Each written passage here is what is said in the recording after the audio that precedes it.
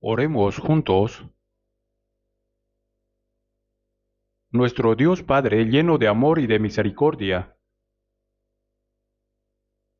te agradecemos por tu gran gracia que nos ha salvado a través de la sangre de Jesús. Gracias por tener misericordia de nosotros aun cuando estábamos lejos de ti caminando en pecado. Aun cuando no te conocíamos, Jesús murió en la cruz como la ofrenda de sacrificio en nuestro lugar, y con su preciosa sangre derramada, nuestros pecados han sido lavados para siempre, y nos libró del juicio, la maldición, y nos salvó sin ningún mérito nuestro. Nos hizo hijos tuyos, y nos ha dado la bendita esperanza de entrar en tu reino eterno. Por toda esta gracia te damos gracias, alabanza y gloria a ti, nuestro Dios Padre. Agradecemos porque en este momento también nosotros, los redimidos por la preciosa sangre de Jesús, estamos reunidos ante ti para alabar tu gran gracia y amor, para aprender tu palabra y tener comunión donde tú estás, para aprender tu palabra. Creemos que en este momento tú estás entre nosotros. Por favor, cuida de cada uno de nosotros y sosténnos con tu mano misericordiosa, para que seamos perfeccionados aún más por el amor, la gracia, la palabra y el poder del Espíritu Santo, para que todo esto nos lleve a vivir el resto de nuestras vidas sin vergüenza, como hijos tuyos. Este mundo cada vez más se llena de problemas y de más pecado, tanto que no podemos vencer este mundo con nuestras propias fuerzas. Señor, sosténnos más con tu palabra, tu sabiduría y el poder del Espíritu. Guíanos para que vivamos según tu voluntad y para tu gloria. Confiamos en tu palabra y agradecemos que tú cuides de todas nuestras iglesias en todo el mundo y de todos los hermanos que están guardando su fe y predicando el Evangelio en medio de las dificultades. Por favor, guíalos con tu gracia apropiada, Señor. Ayúdanos a testificar tu Evangelio más valientemente para llevar a muchas almas pobres que aún no son salvas ante ti, para que ellos puedan recibir la salvación. Ayúdanos a hacer esta gran obra. Señor, esta nación y este pueblo se encuentran en gran confusión y enfrentan muchas dificultades. Oramos para que tú nos protejas y nos ayudes para que podamos vivir nuestra vida cristiana en un estado más estable y hacer misiones mundiales. Protégenos y guíanos con tu mano de gracia y de poder. Concédenos también la gracia para que ninguno de nosotros tropiece. Señor, ayúdanos para que ahora podamos entender bien la palabra que deseas darnos y enséñanos el camino a seguir en cada momento oportuno, para que no nos falte nada para servirte verdaderamente y para poder hacer tu voluntad para la gloria tuya el resto de nuestras vidas. Todo esto hemos orado en el nombre de nuestro Señor Jesucristo. Amén. Abramos la Biblia en Hebreos 11. Leamos Hebreos 11.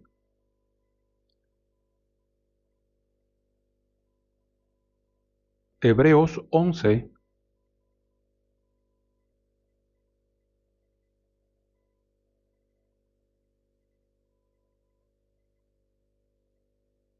Hebreos 11, versículos 4 y 5.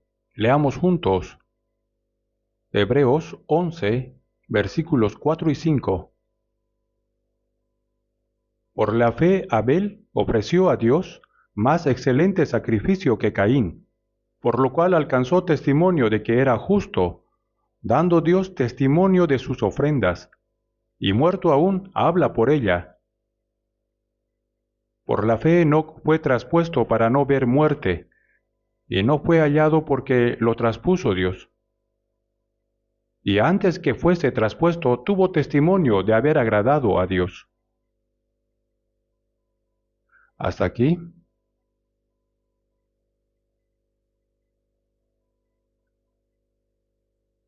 El día de hoy, a través de esta palabra, vamos a aprender juntos el tema: la fe de Abel y Enoc. Cuando el antepasado de la humanidad, cuando Adán fue tentado por Satanás en el huerto del Edén y desobedeció la palabra de Dios, fue expulsado del huerto del Edén y vivió sudando el rostro y sufrió en la tierra. Y a Eva, la mujer que fue tentada primero por Satanás y que causó que Adán cayera en pecado con ella, Dios le dio dolor en la concepción y en el parto. Y Adán tuvo dos primeros hijos. Estos dos hijos llamados Caín y Abel. Así en Génesis 4 aparece el contenido de los primeros descendientes de Adán, que engendró alejado de Dios. Estos dos hijos ofrecieron sacrificio a Dios. Por un lado, Caín trajo los frutos de la tierra como ofrenda a Jehová, y Abel trajo los primogénitos de sus ovejas, de los más gordos de ellas. Y miró Jehová con agrado a Abel y a su ofrenda, pero no miró con agrado a Caín y a la ofrenda suya. Este es un contenido realmente importante. Así que primero, veamos qué tipo de fe tenía Abel, que Dios recibió su sacrificio. Y a través de recibir su sacrificio, Abel obtuvo testimonio de ser justo. Este es el primer pecador que recibió el perdón de sus pecados y fue declarado justo. Ser declarado justo es ser salvo. Cuando somos salvos, nos damos cuenta de que somos pecadores ante Dios y anhelamos fervientemente recibir la salvación. No ofrecimos sacrificio, sino que Dios nos mostró gracia. Como hemos recitado hoy, Isaías 53, 6. Jehová cargó en él el pecado de todos nosotros. Dios envió a su Hijo unigénito como un cordero y cargó en él nuestros pecados. Jesús recibió la maldición y el juicio que debíamos de recibir, y así lavó nuestros pecados para siempre. Cuando entendemos esto y creemos, recibimos el perdón de pecados y al mismo tiempo obtenemos testimonio de ser justos. Así que Abel se ha convertido en el representante de todas las personas que serán salvas por la gracia de Dios más adelante. Sin embargo, por el contrario, su hermano mayor Caín también ofreció un sacrificio, pero su ofrenda estaba equivocada. Debido al pecado, la tierra fue maldecida. Y Dios dijo que el hombre tendría que, con el sudor de su frente, trabajar para que la tierra le diera alimento. Pero Caín ofreció a Dios como sacrificio estos productos agrícolas obtenidos por el trabajo de las personas en esta tierra para sobrevivir. Quizá Caín pensó que Dios aceptaría su sacrificio de esta manera.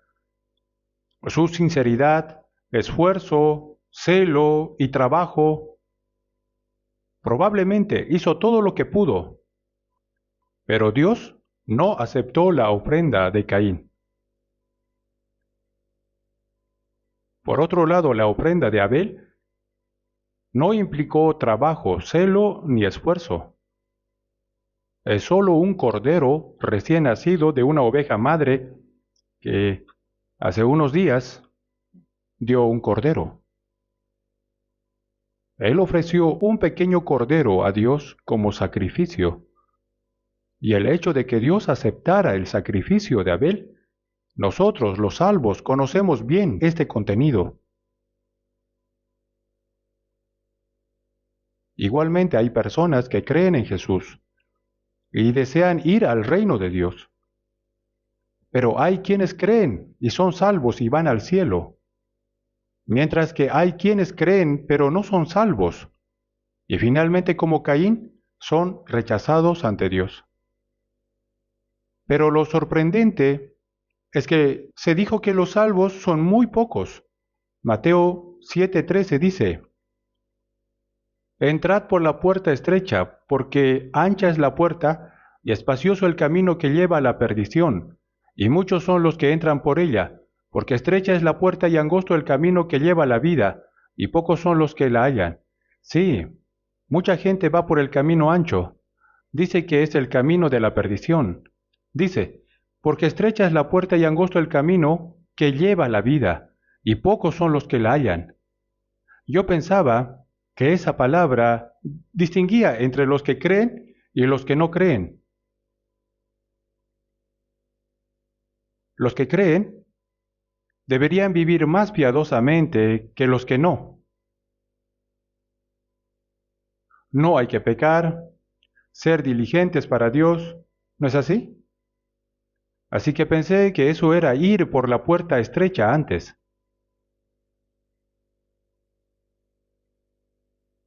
Pero en realidad, la puerta ancha y la puerta estrecha no distingue entre los creyentes y los no creyentes, o en otras palabras, entre los que asisten a la iglesia y los que no.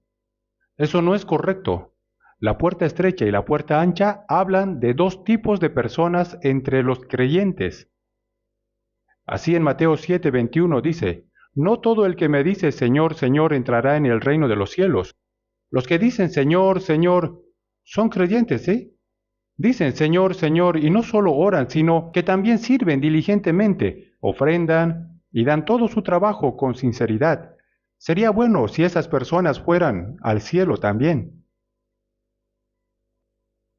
Pero mucha gente piensa que asistir a la iglesia es creer.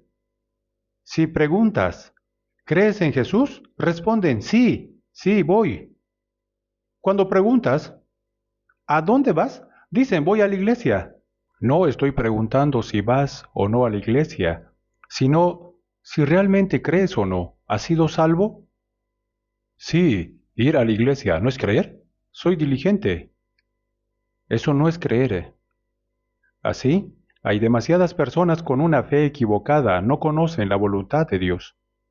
Por eso en Lucas 13:24 Jesús dijo, esforzaos a entrar por la puerta angosta, porque os digo que muchos procurarán entrar y no podrán.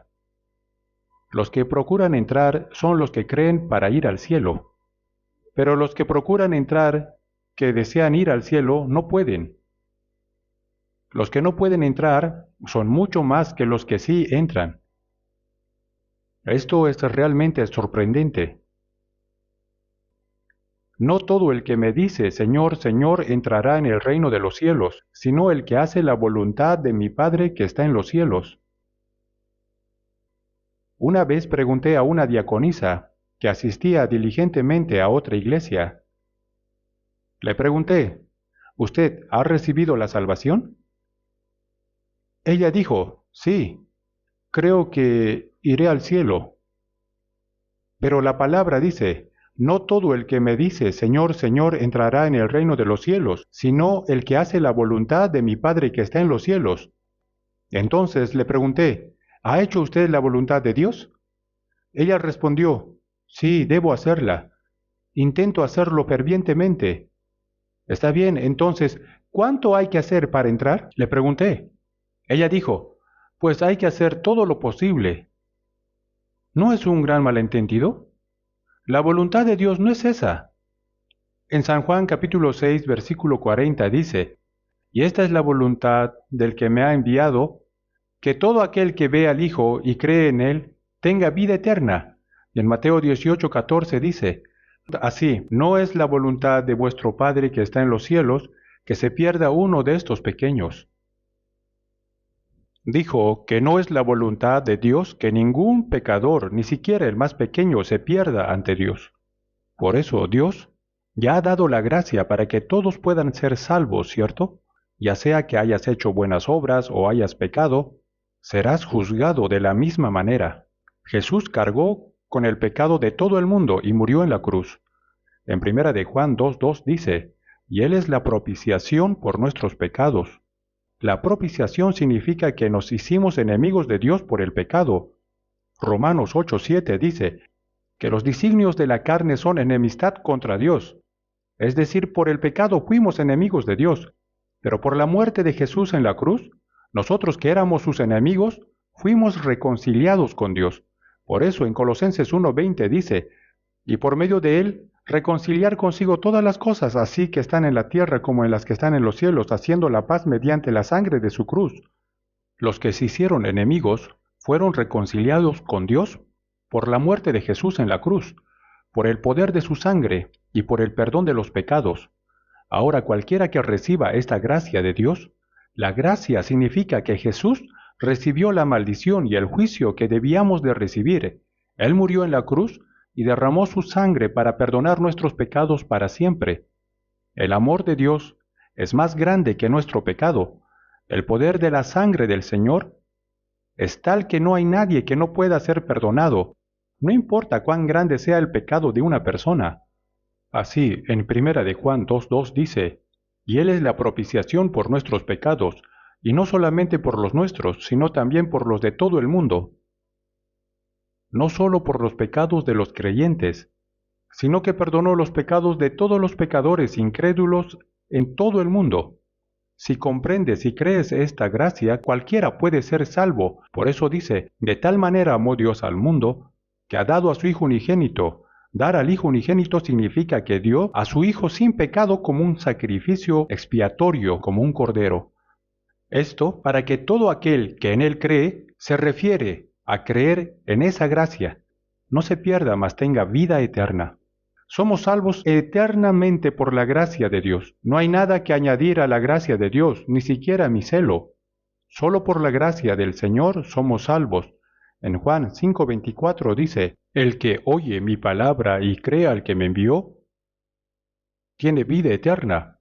Oír la palabra y creer en el amor y la gracia de Dios que me envió, esa persona tiene vida eterna y no vendrá a condenación, mas ha pasado de muerte a vida. Tan pronto como entendemos esta gracia, no solo recibimos el perdón de los pecados, sino dice, ha pasado de muerte a vida. Hay tantas palabras en la Biblia sobre la gracia de Dios. Pero es extraño que aún hoy muchas personas digan que creen, pero piensan que ir a la iglesia es creer, que ser diligentes es creer bien, y que si son diligentes podrán ir al cielo, y creen que si hacen buenas obras y son diligentes, podrán entrar en el cielo, y si no, irán al infierno. Caín ofreció a Dios los mejores productos agrícolas que había cultivado con todo su esfuerzo, sudor y sinceridad, y probablemente oró diciendo, Dios, he trabajado mucho, me he esforzado, y he dado mucho abono para preparar esta ofrenda para ti. Probablemente ofreció lo mejor a Dios, ¿no es así? Dios, en esta ofrenda está toda mi sinceridad, mi celo y todo lo mío. Por favor, acéptala, y tengamos una buena relación, Dios. Caín probablemente habrá orado así, pero Dios no escuchó. ¿Por qué? Porque no importa cuán diligente y sincera sea una persona, pues fundamentalmente como se ha convertido en enemigo de Dios por el pecado, Dios no puede aceptar el sacrificio ni la ofrenda de esa persona. Esos productos agrícolas se obtuvieron mediante el trabajo para sobrevivir en la tierra maldita por el pecado del hombre. Dios no acepta lo que ha sido maldecido. Caín no sabía esto. Entonces, ¿cómo lo supo Abel? Por la fe dice, Abel ofreció a Dios un sacrificio más excelente que Caín, y obtuvo testimonio de ser justo ante Dios. Pero ¿cómo ofreció Abel un sacrificio más excelente que Caín? La respuesta es por la fe. ¿En qué creyó? Caín tenía celo, esfuerzo, sinceridad y trabajo duro, pero no tenía fe. La fe no es ser diligente en algo, sino lo importante es en quién creo y en qué creo. Eso es lo importante. En Colosenses capítulo 1:6 dice, el Evangelio ha llegado hasta vosotros, desde el día que oísteis y conocisteis la gracia de Dios en verdad. Uno cree cuando comprende la gracia de Dios. El que oye mi palabra y crea al que me envió tiene vida eterna y no vendrá a condenación. Creer no se refiere a mis méritos o buenas obras, sino es creer en lo que Dios ha hecho. También está en nuestro himnario: no puedo dejar de pecar por llorar mucho y derramar lágrimas, y por más que me esfuerce o que mis palabras, intenciones y acciones sean limpias y buenas, no puedo nacer de nuevo. No funciona por esforzarse, ni por llorar, no funciona de ninguna manera, pero funciona creyendo. ¿Creyendo en qué? Creer solo en el Salvador Jesús. Creer en Jesús significa creer en lo que Jesús hizo. Y si voy al Señor, obtengo la vida eterna. La fe no es algo que yo tengo que hacer, sino lo que Dios hace para salvarme. Muchas personas malinterpretan esto. Piensan que sus buenas obras es fe. La fe no es eso. Es creer en lo que Dios ha hecho por mí. Por eso, Caín pensó que Dios aceptaría su celo, su sinceridad y su esfuerzo. En Romanos 10:2 dice: porque yo les doy testimonio de que tienen celo de Dios. Los judíos de entonces sí tenían celo por Dios. Guardaban el día de reposo, daban diezmos y ayunaban para Dios 2 veces por semana, daban limosnas. ¡Cuán bien lo hacían! Tienen celo de Dios, pero no conforme a ciencia, dice.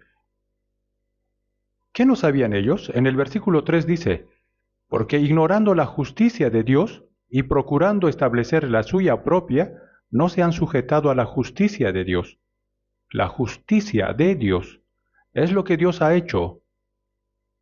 No conociendo la justicia de Dios para salvarnos, procurar establecer su propia justicia, su propio esfuerzo, y pensar que así pueden ir ante Dios con su propia justicia, siendo diligentes.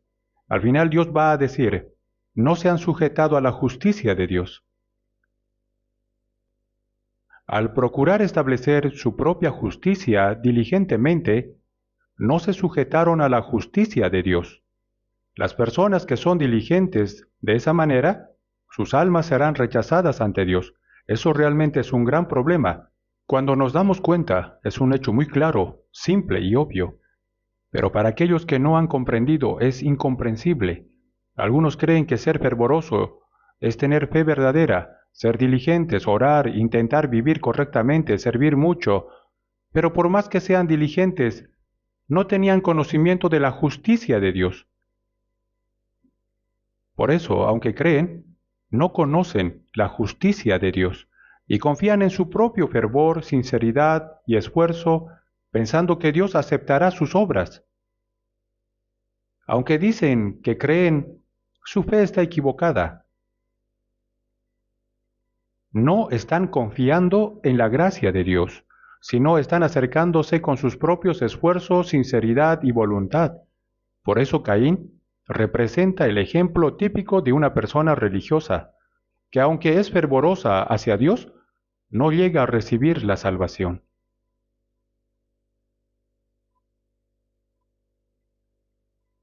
Miremos Romanos 3:20 por un momento. Romanos 3:20. Romanos 3:20. Leamos juntos: ya que por las obras de la ley, ningún ser humano será justificado delante de él, porque por medio de la ley es el conocimiento del pecado. Por las obras de la ley, por cumplir diligentemente la ley, ninguna persona puede ser justificada ante Dios. Entonces, ¿por qué nos dio Dios la ley? No para que la cumpliéramos diligentemente y nos acercáramos a Él con eso, sino para que reconociéramos nuestro pecado. Cuando vamos al hospital, por ejemplo, ¿nos dan medicamentos o nos operan primero? No, primero nos examinan, ¿verdad? El diagnóstico es más importante. Si sale el diagnóstico preciso, entonces se puede tomar medicamentos o realizar una cirugía. Eso no lo hacemos nosotros, sino el médico. Así que la ley no fue dada para ser guardada y ser justificados ante Dios. sino para darnos el conocimiento de nuestros pecados. Es como ir al hospital y que el médico nos examine con el estetoscopio en el pecho y el abdomen, pero uno le dice, doctor, póngalo aquí también, aquí, póngalo todo el día. Parece que está pensando que eso cura la enfermedad, pero es solo un diagnóstico, no es para curar. Así la ley es para que reconozcamos nuestros pecados. Muchas personas malentienden este punto.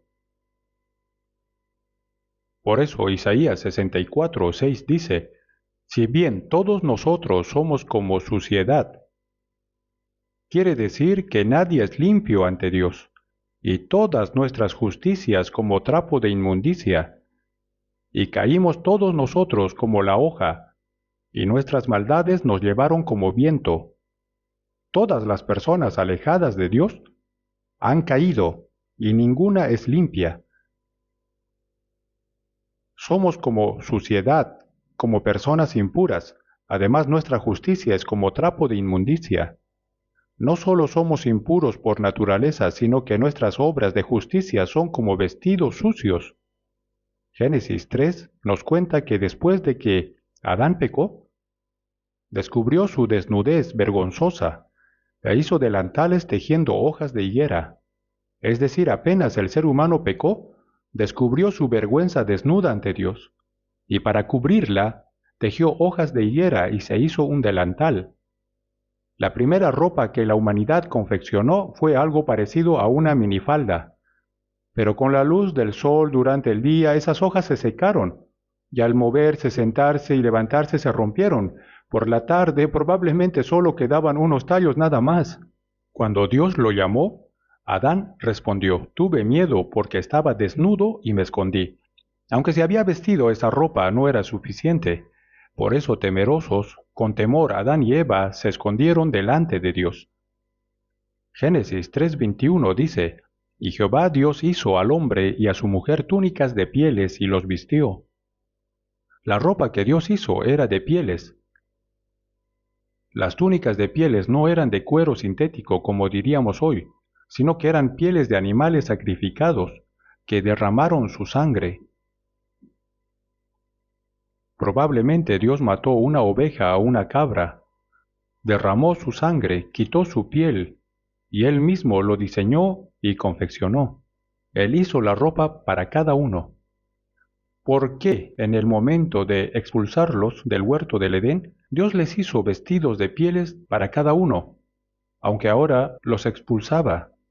Dios les estaba prometiendo que en el futuro, después de que la humanidad se arrepintiera completamente de su pecado contra Dios, Él enviaría a su Hijo unigénito por nuestros pecados para perdonarnos y para limpiarnos con su sangre. Vamos a buscar Isaías 61. Isaías 61, versículo 10. Isaías 61, 10. Si lo tienen, leamos juntos.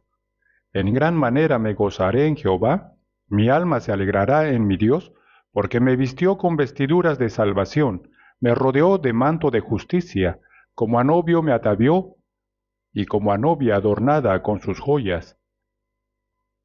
En gran manera me gozaré en Jehová, mi alma se alegrará en mi Dios. Me regocijo grandemente en Jehová, y mi alma se alegra en mi Dios. ¿Por qué me alegro? No porque yo haya hecho algo diligentemente para Dios, sino porque Él me vistió con vestiduras de salvación. Para vestir con ropas de salvación, Hebreos dice, sin derramamiento de sangre no se hace remisión. En Levítico 17:11 dice, porque la vida de la carne en la sangre está, y yo os la he dado para hacer expiación sobre el altar por vuestras almas, y la misma sangre hará expiación de la persona. Si una vida sin pecado muere y derrama su sangre, el pecado es perdonado. Por eso Hebreos 9:22 dice, sin derramamiento de sangre no se hace remisión, sin derramamiento de sangre no hay perdón de pecados, y sin perdón de pecados no hay salvación tampoco. Por eso Jesús murió en nuestro lugar, y la sangre que Él derramó cubrió nuestros pecados. Esa es la vestidura de salvación. Cuando creemos en esa gracia, somos justificados, con el manto de justicia y la vestidura de salvación. Él cubrió nuestra vergonzosa desnudez ante Dios, y por eso nos regocijamos grandemente en Él. Es un hecho absolutamente claro. Pero Caín, por más que tenía sinceridad, esfuerzo y diligencia, no tenía la sangre. Confiaba plenamente en su propia voluntad y mérito, creyendo que Dios lo aceptaría. Él malinterpretó a Dios. No había sangre en su ofrenda. Por otro lado, Abel no tenía sinceridad, ni esfuerzo, ni diligencia, pero sí tenía la sangre. Entonces, ¿cómo lo supo él? Probablemente lo escuchó de sus padres. ¿Qué es esto que han traído?, habría preguntado. Entonces, Adán y Eva le habrían explicado todo. Hijo, desobedecimos la palabra de Dios, y avergonzados nos escondimos en el huerto. Hicimos delantales de hojas de higuera, pero no podían cubrir la vergüenza de nuestro pecado ante Dios. Así que nos escondimos avergonzados, pero Dios mató a animales, derramó su sangre y cubrió nuestro pecado. Vimos morir al primer ser vivo. El animal derramó su sangre. Dios quitó su piel y así cubrió nuestra vergüenza. Probablemente valoraban esa túnica de pieles, el último regalo de Dios, y lo habrían contado a sus hijos. Tanto Caín como Abel lo escucharon. Pero Caín simplemente pensó que tal cosa había sucedido nomás, pero Abel comprendió algo crucial, que sólo cuando hay derramamiento de sangre, cuando una vida muere en lugar de otra, puede haber perdón de pecados. Por eso Abel sacrificó un cordero, derramó su sangre y lo ofreció como sacrificio a Dios. Dios, por el pecado de mis padres y el mío, no puedo acercarme a ti, pero cuando mis padres estaban desnudos y avergonzados, tú mataste un cordero, hiciste derramar su sangre, hiciste túnicas de pieles para vestirlos. Aquí también mira Dios, ha muerto un cordero inocente. Al ver esta sangre, perdona también mi pecado.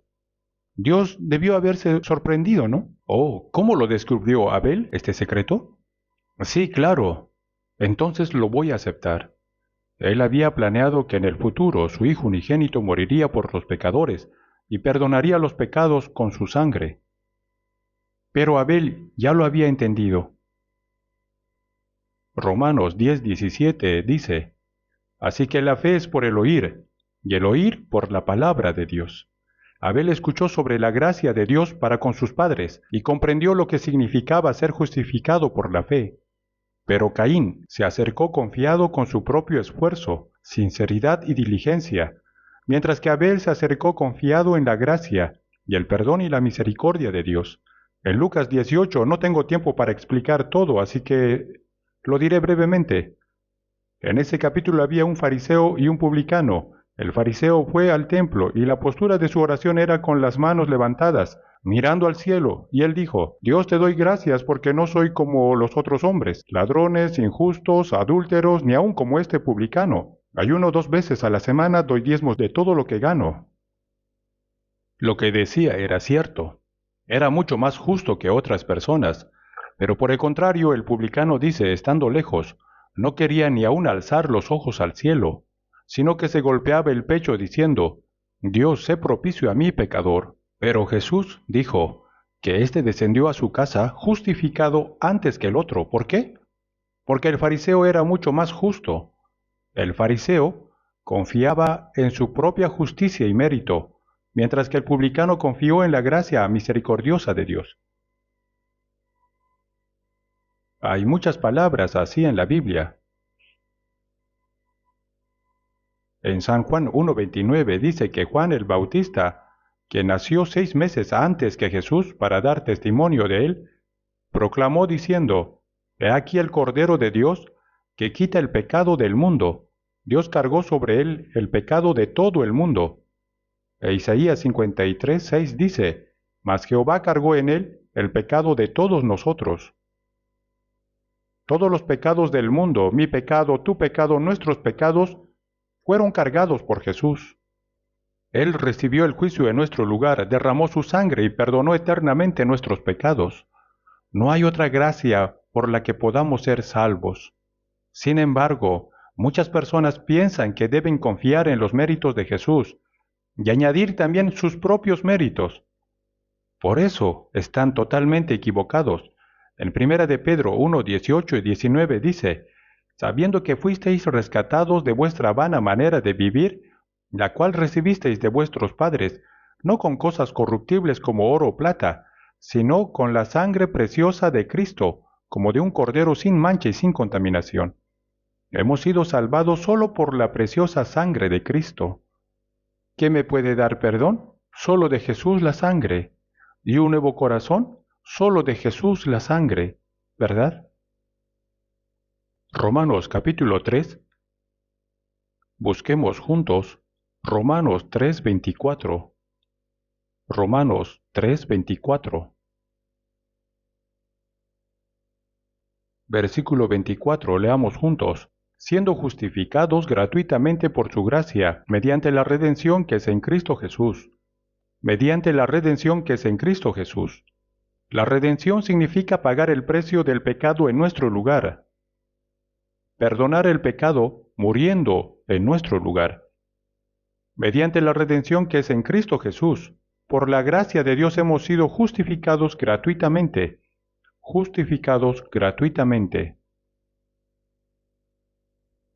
Por eso Abel, confiando en la gracia de Dios y en la sangre del Cordero, fue justificado ante Dios. Mientras que Caín, confiando en sus propios méritos, diligencia y buenas obras, no fue justificado ante Dios.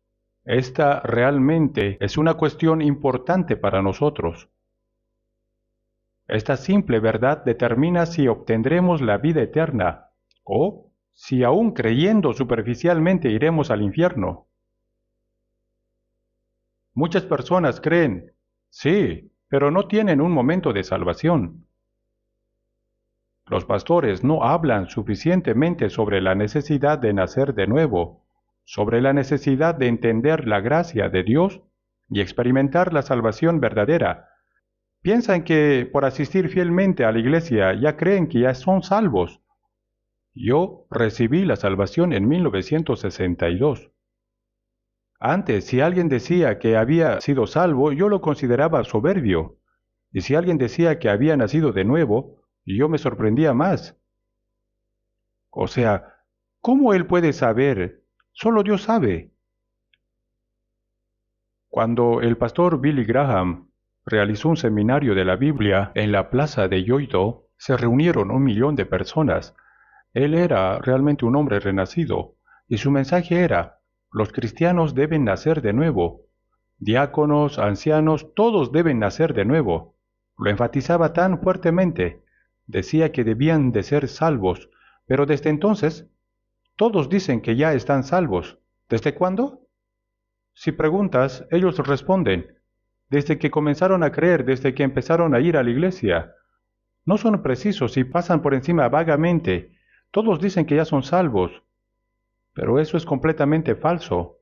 Es una trampa del diablo pasar por alto la cuestión más importante de la salvación. El diablo impide que crean este secreto tan importante. La salvación que hemos recibido es por la sangre de Jesucristo, por la cual recibimos el perdón de pecados, somos justificados y obtenemos la vida eterna. Recibir el perdón de pecados, ser salvo, nacer de nuevo, obtener la vida eterna son expresiones equivalentes. Es como decir se casó o se desposó, significa lo mismo, pero hay quienes la consideran cosas separadas, diferentes. La salvación que hemos recibido tiene garantía absoluta. Jesús está orando por nosotros ahora mismo. Él vive como garantía ante Dios mostrando su sangre por la cual nuestros pecados han sido perdonados. La salvación que hemos recibido, hermanos, es segura y eterna.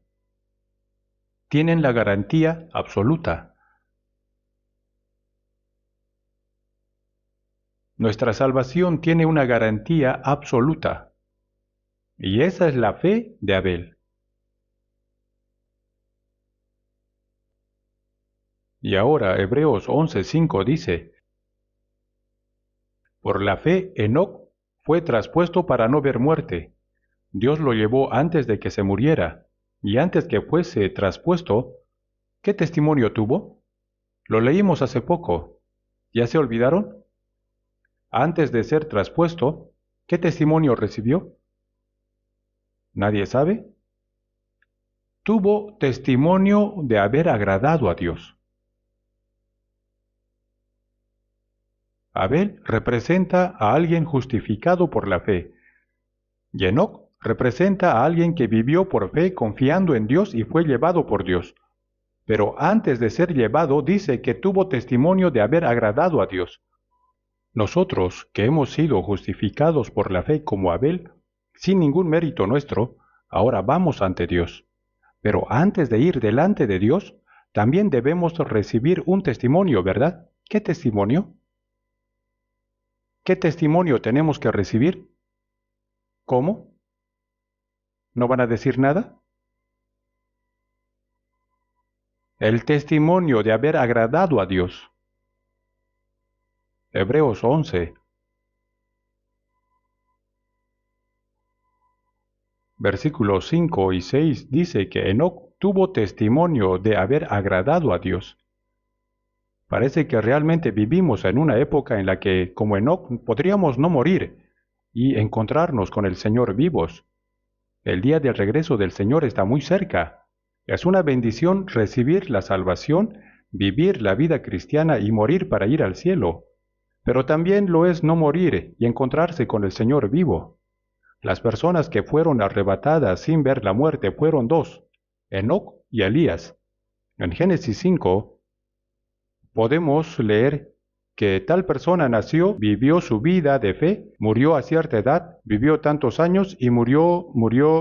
Pero Enoc no murió, sino que fue traspuesto. Realmente es un evento impactante, de verdad.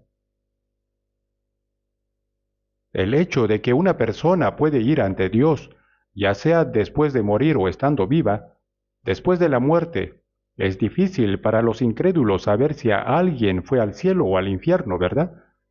Pero en aquel tiempo, en el tiempo de Enoc, antes del diluvio, las personas vivían mucho tiempo.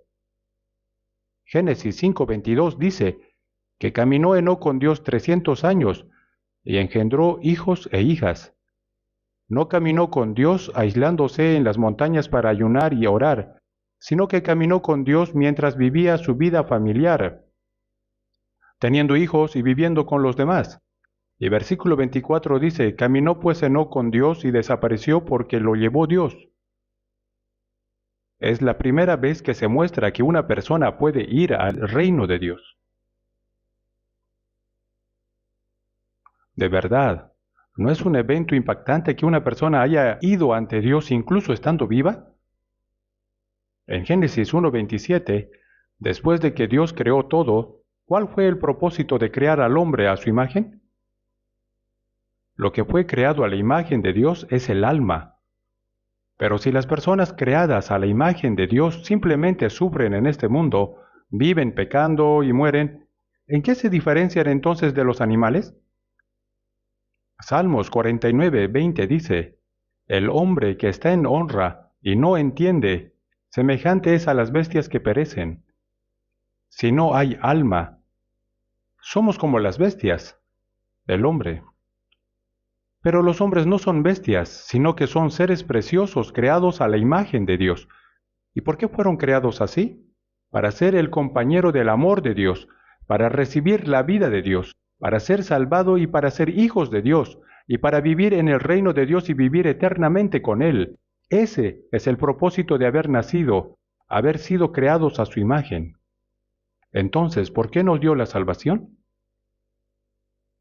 En Mateo capítulo 1, María quedó embarazada.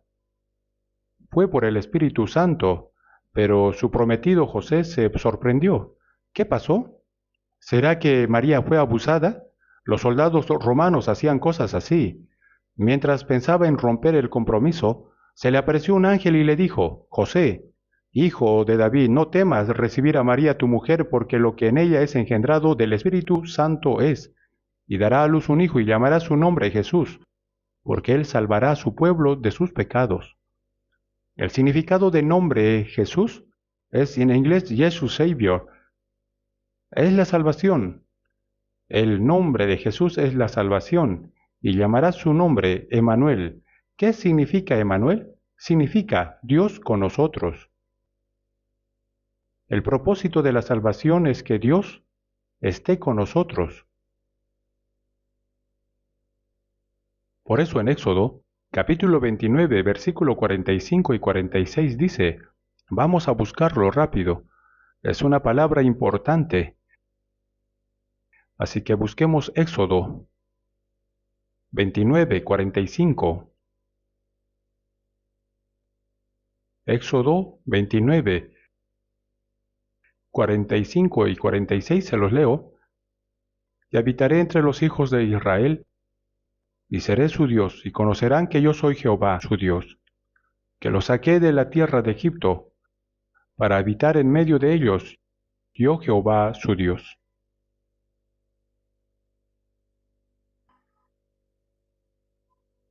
Aunque el pueblo de Israel era el pueblo escogido por Dios, ellos bajaron a Egipto, sirvieron al faraón y vivieron como esclavos miserables durante 400 años. ¿Qué significa eso? Que aunque el hombre es un ser precioso creado a la imagen de Dios, cayó antes de servir a Dios, no sirve a Dios, no tiene descanso tampoco en su corazón ni esperanza. Mientras que los israelitas sufrían en Egipto, haciendo ladrillos, ¿sabían que las pirámides fueron hechas por los judíos? Cuando el primer ministro israelí llamado Rabín fue a Egipto para una cumbre de paz, dijo, ¿saben quiénes hicieron esas pirámides? Muchos todavía no lo saben. Nuestros antepasados las hicieron cuando fueron esclavos aquí durante 400 años. Rabín dijo eso. Y es cierto. En un libro de historia que leí, decían que cuando los israelitas eran esclavos durante 400 años, construyeron esas pirámides y las ciudades de almacenaje como Ramasés. Ellos hicieron ese arduo trabajo. Es por eso que los judíos ahora tienen la mejor técnica del mundo para construir con piedras. ¿Sabían eso?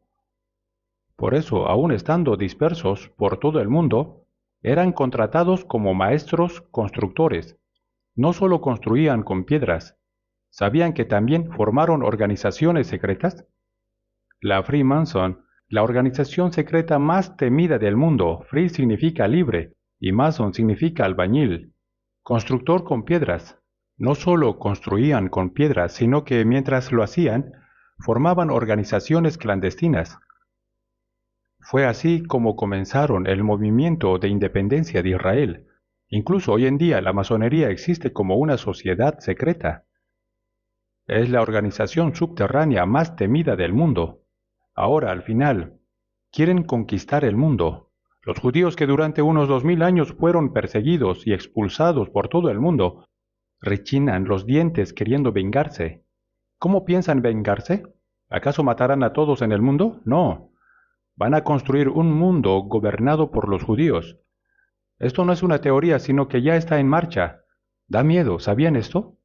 En fin, esos constructores de piedras vivieron miserablemente como esclavos durante 400 años sin servir a Dios. Ellos estaban sirviendo al faraón, sin descanso ni paz. No tenían ninguna esperanza, pero en ese momento Dios envió a Moisés, y trajo sobre Egipto las 10 plagas, y sacó a Israel con su poder, ¿cierto? Delante de ellos estaba el mar rojo bloqueando el paso, y detrás lo seguía el ejército egipcio. Pero el mar se abrió y cruzaron en seco. Salmo 106, 9 dice, les hizo pasar por el abismo como por el desierto. El ejército egipcio, sin saber lo que pasaba, lo siguió, y todos se ahogaron. Incluso hoy en ese lugar, el mar rojo, aún se encuentran ruedas de los carruajes egipcios. ¿Por qué se llama mar rojo? Porque hay muchas montañas rojas. Yo pasé también por ese mismo trayecto 2 veces mirando hacia la derecha en el rojo, desde el Cairo para entrar en Israel. En ese entonces no había vuelos directos.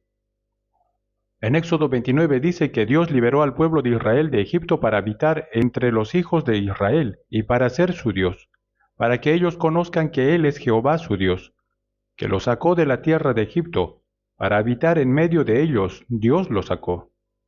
¿Cuál fue el propósito de liberar a Israel? Fue para que Dios estuviera con ellos. Éxodo 25:8 dice, y harán un santuario para mí. Esto es una figura de lo que Dios haría en el Nuevo Testamento, salvarnos para poder estar con nosotros. El propósito de Dios al salvarnos es para poder estar con nosotros. ¿Lo sabían? No es solo ser salvos y decir, nos vemos en el cielo, no es así. Desde el día en que fuimos salvos, Dios está con nosotros. Por eso, en Génesis 5:24 dice que Enoc caminó con Dios. Significa que vivía junto a Dios. Y antes del juicio final del mundo, antes del diluvio, Dios lo llevó a Enoc consigo, sin que viera la muerte. Así que en 2 de Pedro 3:6 en adelante, a partir del versículo 6 dice, por lo cual el mundo de entonces pereció anegado en agua, es decir, por el diluvio de Noé. Pero los cielos y la tierra que existen ahora están reservados por la misma palabra, guardados para el fuego, en el día del juicio y de la perdición de los hombres impíos. Al final, este mundo será juzgado por fuego, tal como descendió fuego y azufre sobre Sodoma y Gomorra. ¿Sabían que en el mar muerto no hay ni una planta ni un pez? Está completamente muerto ese mar. Pero al lado de ese lugar hay fuentes termales de azufre. He estado ahí 2 veces. Hay un valle extendido junto a él. Y todavía hay grumos de azufre. También hay aguas termales de azufre. Cuando se hicieron pruebas con ese azufre, se descubrió que es el azufre más puro del mundo. Cuando se le prende fuego, arde instantáneamente. Eso prueba claramente que Sodoma y Gomorra fueron destruidas por azufre. Pero cuando Dios juzgue al mundo al final, no necesitará enviar fuego del cielo como lo hizo con Sodoma y Gomorra. En Isaías 50:11 se menciona, He aquí que todos vosotros os encendéis fuego, y os rodeáis de teas, andad a la luz de vuestro fuego y de las teas que encendisteis. ¿Saben cuántas bombas ha creado el hombre? Incluyendo Corea del Norte, hay actualmente 9 países con armas nucleares. Y si estalla una, provoca una reacción en cadena. Según informes científicos, si estalla una guerra nuclear, en tan solo 30 minutos la Tierra será destruida por completo. No una, sino más de 100 veces podría quemarse completamente este planeta.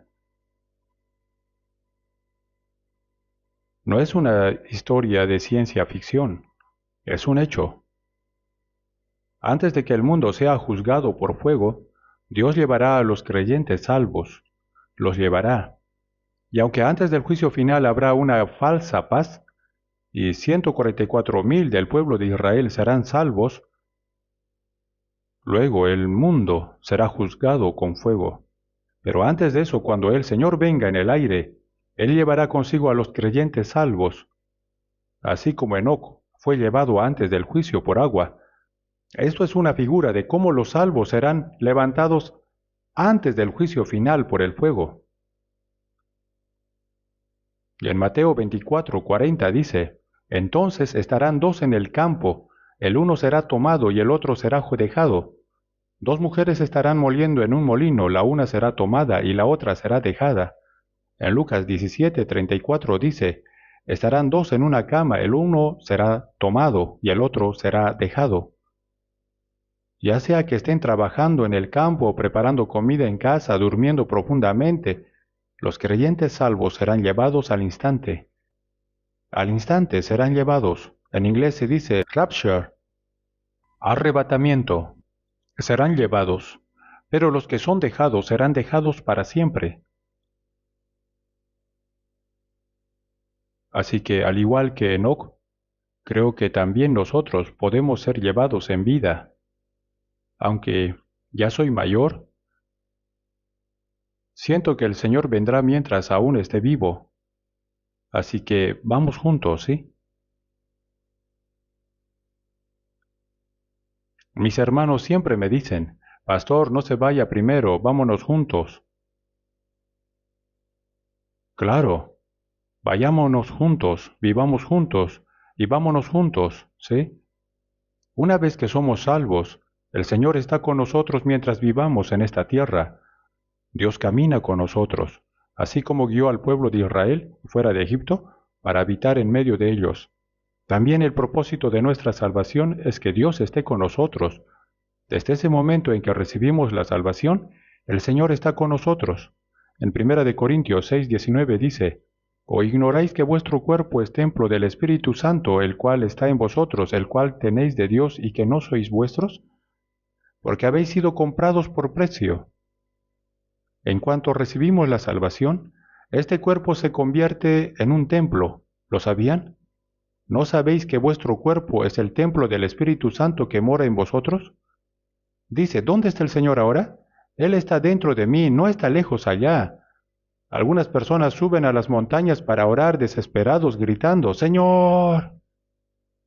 Con todas sus fuerzas, gritan. ¿Y qué dice Dios? ¿Qué? ¿Así? Si el Señor está en mí, ¿por qué tengo que gritar? Aunque hable en voz baja, Él me escucha. Aunque no lo diga, solo en mi interior, también lo escucha. Lo sabe todo, incluso hasta mis pensamientos. Por eso en Gálatas 3:2 dice, ¿recibisteis el Espíritu por las obras de la ley o por el oír con fe? Ustedes, los salvos, deben creer que el Espíritu Santo está en ustedes. Romanos 8:9 también dice, y si alguno no tiene al Espíritu de Cristo, no es de él. ¿Qué significa la palabra cristiano? Se le llama cristiano al que cree en Jesús. Pero no deberíamos usar esa palabra a la ligera. Ah, la señorita Park o la señorita Kim, ellas son cristianas fieles, dicen. Pero si no viven como tales, no deberían llamarse así. La persona que no tiene el Espíritu de Cristo no le pertenece. Ser cristiano significa que Cristo vive dentro de ti. Romanos 8:14 dice, porque todos los que son guiados por el Espíritu de Dios, estos son hijos de Dios.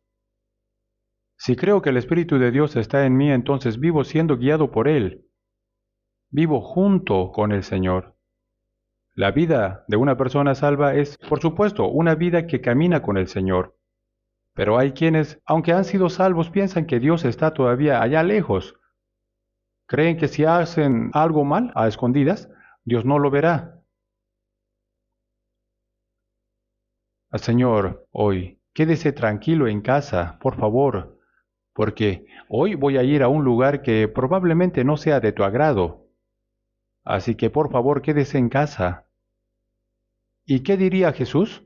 Ah, qué bien, sí, ve con cuidado, ¿así? No, él diría, yo también voy contigo. Si estoy dentro de ti, ¿cómo voy a separarme? ¿Cómo podría llevar al Señor con usted a un club, a moverse al ritmo de la música y salir y beber con los incrédulos simplemente para pasar el rato y divertirse?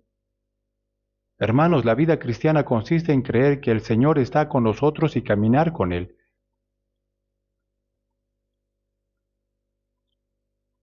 Caminar con Dios. El Señor está conmigo. ¿Conocen Gálatas 2:20, cierto? Dice, con Cristo estoy juntamente crucificado. Quiere decir que cuando el Señor murió, yo también morí, porque Él cargó con mis pecados. No solo murió por el pecado, sino que yo también con Cristo estoy juntamente crucificado. El Señor en la cruz quitó completamente mi pecado, y ya no vivo yo, mas vive Cristo en mí. Ahora yo he muerto, y el Señor vive en mí. Él ha venido a morar dentro de mí y ahora es el dueño de mi vida. Antes vivía a mi manera, con mi terquedad, y según mis propias maneras, pero ya no. Ahora el Señor es el dueño. Él está en mí, y ya no vivo yo, mas vive Cristo en mí. Y lo que ahora vivo en la carne, lo vivo en la fe del Hijo de Dios, el cual me amó y se entregó a sí mismo por mí. El Señor que me amó y se entregó por mí está dentro de mí, y vivo por la fe en ese Señor. Yo vivo con Él. ¿Pueden sentir al Señor? Hay que creerlo. Eso es vivir con el Señor. Por eso en Juan 14:20 dice, en aquel día vosotros conoceréis que yo estoy en mi Padre, y vosotros en mí, y yo en vosotros, desde el día que fuimos salvos. Como dice la alabanza, siempre en mí está el Señor, y yo también en Él. Estoy en el Señor y el Señor está en mí. Es verdad. Ahora no se puede separar a Cristo de mí. A esa persona se le llama cristiano. Cuando fuimos salvos, recibimos la salvación como pecadores. Pero ya saben que el nombre de Jesús significa salvación y Emmanuel significa Dios con nosotros. El propósito de salvarnos fue que Dios pudiera estar con nosotros. Mientras vivamos en esta tierra, Dios está con nosotros. Y ahora veamos Apocalipsis 21. Apocalipsis, capítulo 21. Capítulo 21, versículo 1. Leamos juntos. Vi un cielo nuevo y una tierra nueva, porque el primer cielo y la primera tierra pasaron, y el mar ya no existía más. Y el versículo 3 dice, y oí una gran voz del cielo que decía, He aquí el tabernáculo de Dios con los hombres, y Él morará con ellos, y ellos serán su pueblo, y Dios mismo estará con ellos como su Dios. Enjugará Dios toda lágrima de los ojos de ellos. ¿Hasta ahí? Léanlo mucho, por favor. Lean mucho la Biblia. Aquí, un cielo nuevo y tierra nueva se refiere al cielo eterno. Este planeta Tierra será destruido a su debido tiempo, ¿sabían? Pero nosotros iremos al cielo nuevo y a la tierra nueva. Dice, he aquí el tabernáculo de Dios con los hombres, y Él morará con ellos, y ellos serán su pueblo, y Dios mismo estará con ellos como su Dios. Enjugará Dios toda lágrima de los ojos de ellos. Esta vida empieza con llanto, se vive con llanto, y termina con llanto también, ¿no? Incluso el Señor lloró mucho mientras estuvo en este mundo. El versículo más corto de la Biblia dice, Jesús lloró. Jesús experimentó todo el sufrimiento y aflicción que experimentamos los humanos. Y en el cielo aquellos que fueron salvos vivirán eternamente con el Señor, después de caminar con Él en esta tierra. Aquellos que caminaron con el Señor aquí vivirán eternamente con Él en el cielo. ¿Creen en esto? Los que no tienen esa esperanza son los más desdichados. Hermanos, este mundo es pasajero, es breve. Salmos 89 dice, Recuerda cuán breve es mi tiempo. Nuestra vida es corta. En Salmos 39:5 David dijo, He aquí diste a mis días término corto, y mi edad es como nada delante de ti. Delante de Dios, si pones una hormiga en la palma de tu mano, pronto caerá, ¿cierto? Así de corta es nuestra vida ante Dios. Y mi edad es como nada delante de ti. Ciertamente es completa vanidad todo hombre que vive. Uno puede ganar mucho dinero y volverse rico, lograr grandes cosas, alcanzar poder, ser presidente o lo que sea. Pero todo es como un sueño de una noche. La vida es como solo un capítulo de un sueño. Y cuando termina todo se acabó.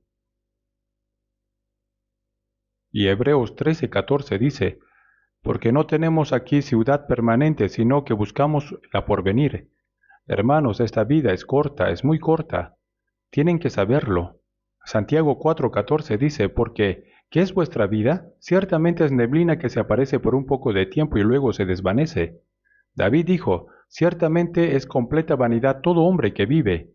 Salmos 39:6 dice, ciertamente como una sombra es el hombre, ciertamente en vano se afana, amontona riquezas y no sabe quién las recogerá. David lo vio claramente. Se afana en vanidades, acumulando riquezas como si fueran a vivir cientos de años. Y el versículo 7 dice, y ahora Señor, ¿qué esperaré? Mi esperanza está en ti. Esto es lo que dijo David cuando ya había conquistado las naciones vecinas y se convirtió en el rey más grande. Hoy en día en nuestro país todos quieren ser presidentes. Pero cuando uno se convierte en presidente y hace mal, puede terminar en una casa grande, ¿no? Que es la prisión. Ese cargo es el más problemático. Cuando era niño todos decían que querían ser presidentes. ¿Acaso es tan bueno ser presidente? Ese cargo es el más difícil, ¿sabían eso? Yo agradezco no haberme convertido en presidente. Por eso, aunque nadie me lo ofreció, ni lo quiero, estoy muy bien así. Hermanos, en esta vida no importa si vivimos en pobreza o riqueza. Si estamos enfermos y enfrentamos la muerte igual, todo es temporal. Cuando pensemos que pronto estaremos ante el Señor, nada más importa. La pobreza no importa, ni la gente te señala o te critica. No hay razón para enorgullecerse o recibir halagos, ni para entristecerse por las críticas. Pues el Señor está conmigo y estará conmigo hasta que me lleve a su reino. Esta vida pasa rápidamente. ¿Por qué esperamos tanto de este mundo temporal? Nuestro verdadero hogar está en otro lugar. Caminamos con el Señor aquí y luego viviremos eternamente con Él en el cielo, no por 100 o 10,000 años, sino para siempre. ¿Pueden creerlo? Si no pueden creerlo, es grave. Aquellos sin esta esperanza son los más miserables. Cuando ven a la gente del mundo, pensamos, incluso los ricos pronto se irán, y los pobres también. Entonces, ¿por qué hay tanta codicia? Los ricos quieren más y los pobres desean también más, pero después de ser salvos, ya no importa si somos ricos o pobres, ¿verdad? Porque es como un sueño. En un sueño puedes soñar que eres rey, que eres rico o que estás sufriendo, pero cuando despiertas se acabó. No pongan su corazón en este mundo. No tengan expectativas aquí.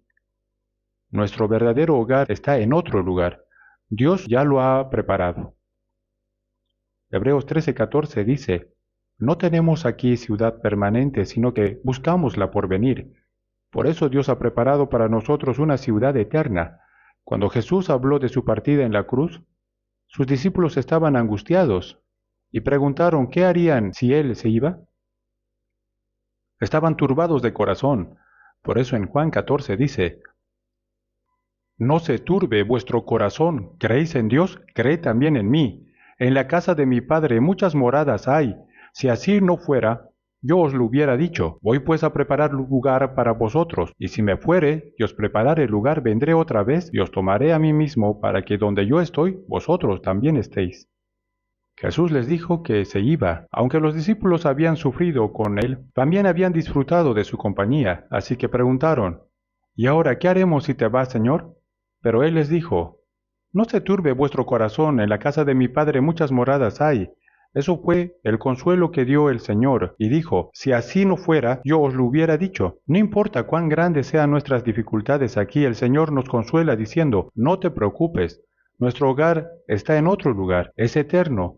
En la casa de mi Padre muchas moradas hay. ¿Se han imaginado lo hermoso que será el cielo? Por muy buena que sean las casas de este mundo, cuando lleguemos al cielo, probablemente no será ni una 10,000ª parte comparado con la que veremos allá. ¿Cuán hermoso debe ser el cielo? Hebreos 1:14 dice que todos los ángeles son espíritus ministradores. 1/3 de los ángeles cayó junto con Lucifer, y se convirtieron en demonios y mensajeros del infierno, pero aún quedan 2/3 sirviendo a Dios. Por eso Hebreos 1:14 dice, ¿no son todos espíritus ministradores enviados para servicio a favor de los que serán herederos de la salvación? Así los ángeles son servidores de los salvos, ¿lo sabían? ¿Sabían que cada persona salva se le asigna un ángel guardián? Sí, debemos creerlo. Dios no nos dice cosas que no estén en la Biblia. Y por cierto, los ángeles si caen, Jesús no murió por los ángeles. Aunque ellos caigan, no hay salvación para ellos.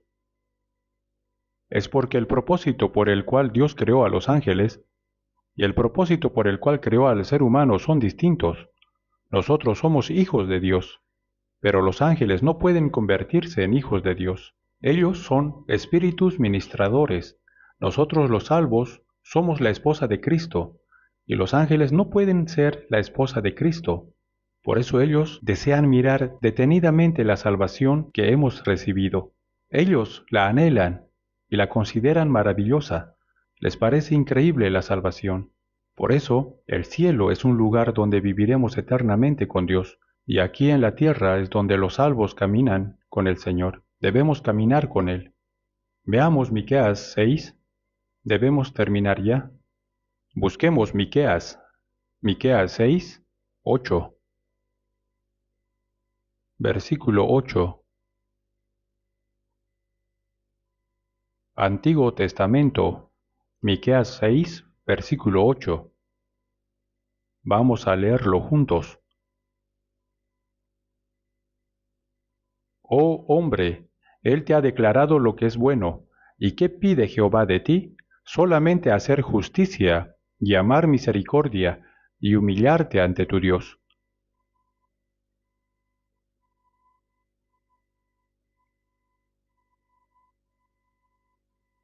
Dice, oh hombre, esas palabras son para los salvos.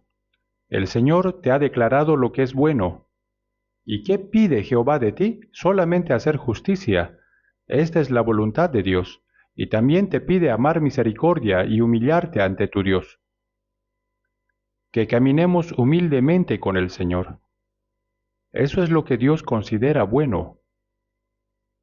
Los que han sido salvos deben ahora caminar con Dios. En Mateo 28:20, cuando Jesús ascendió al cielo, dijo, He aquí yo estoy con vosotros todos los días hasta el fin del mundo. Mientras los salvos vivamos, el Señor prometió estar con nosotros hasta el fin del mundo. Isaías 41 dice, No temas porque yo estoy contigo. Jesús dijo que jamás nos dejará solos.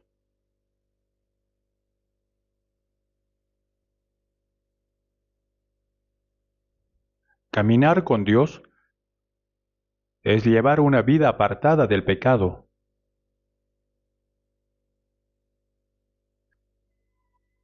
Levítico 11:45 dice, Seréis pues santos porque yo soy santo. Primera de Pedro 1 dice, Sed también vosotros santos en toda vuestra manera de vivir. Dios nos dice, Sed santos porque yo soy santo. Para caminar con Dios debemos vivir apartados del pecado. Como Dios es santo, nosotros también debemos vivir en santidad. Por eso, una vida que camina con Dios es vivir con sinceridad, vivir de una manera que Dios apruebe en todo. Proverbios 3:6 dice, Reconócelo en todos tus caminos, y Él enderezará tus veredas. Reconocerle en todo significa que involucramos a Dios en cada asunto de nuestra vida. Concertamos con Él. ¿Dios debería hacer esto o no? Si nuestro propósito es claro, entonces consultamos con Dios, y Él, que conoce nuestros corazones, ciertamente nos ayudará. Debemos hablar con Dios sobre todo, sobre cada asunto. Eso es reconocerle en todos nuestros caminos. Hay que dejar que Dios intervenga. ¿Para qué es caminar con Dios si no es para eso? No es para que vivamos como querramos. Marcos 7:6 dice, Este pueblo de labios me honra, mas su corazón está lejos de mí. Cualquiera puede decir cosas con la boca, ¿no? Incluso alabar sin vivir según la voluntad de Dios es una alabanza falsa. Lucas 6:46 dice, ¿Por qué me llamáis Señor, Señor y no hacéis lo que yo digo? Decir Señor, Señor con los labios, pero no vivir conforme a su palabra, es despreciar a Dios. Si el Señor está con nosotros, debemos honrarlo y hacerlo feliz. Si hacemos feliz al Señor, Él nos ayudará para que nosotros también podamos estar felices. Así es.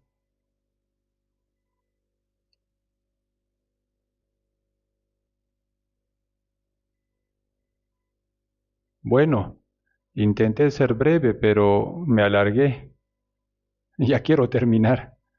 Cuando Jesús fue bautizado y salió del agua, Mateo 3:17 dice, y hubo una voz de los cielos que decía, Este es mi Hijo amado en quien tengo complacencia.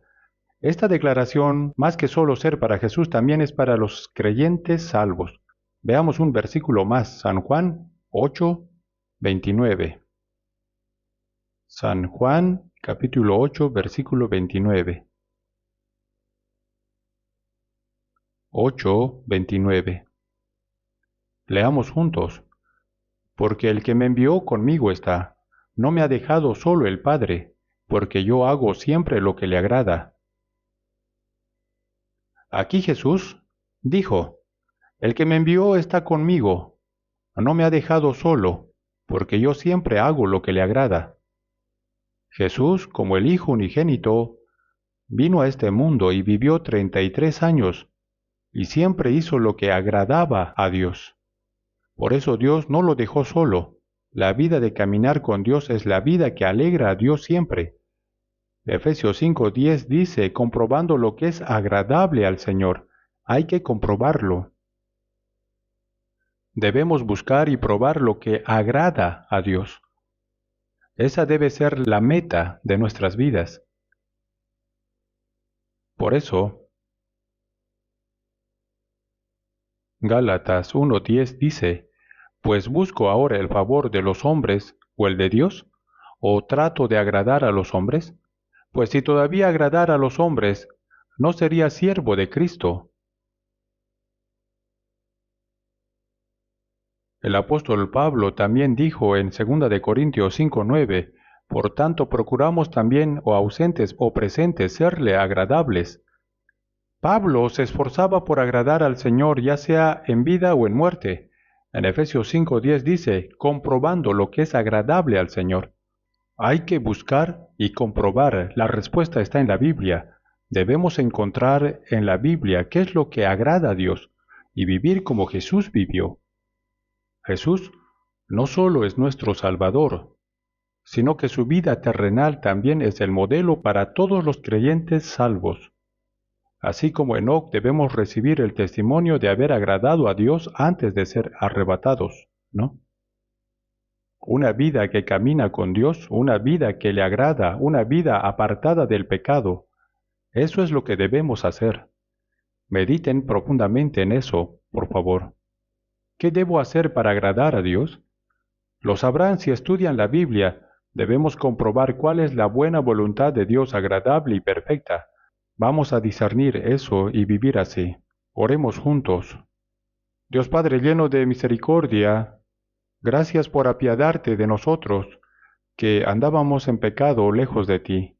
Gracias porque Jesús cargó con la maldición y el juicio que nosotros merecíamos recibir, y porque nos salvó sin ningún mérito nuestro. Ahora nuestro corazón, alma y cuerpo son tuyos, Señor. Queremos vivir según tu voluntad. Por eso, guíanos para que todo lo que comamos, bebamos o hagamos, lo hagamos para tu gloria y para que podamos llevar una vida que te agrade. Y cuando pronto sea el día de tu retorno, esperamos vivir eternamente contigo en tu reino eterno. Protege a todos los hermanos salvos, Señor, y ayúdanos a vivir por tu voluntad. Todo esto hemos orado en el nombre de nuestro Señor Jesucristo. Amén.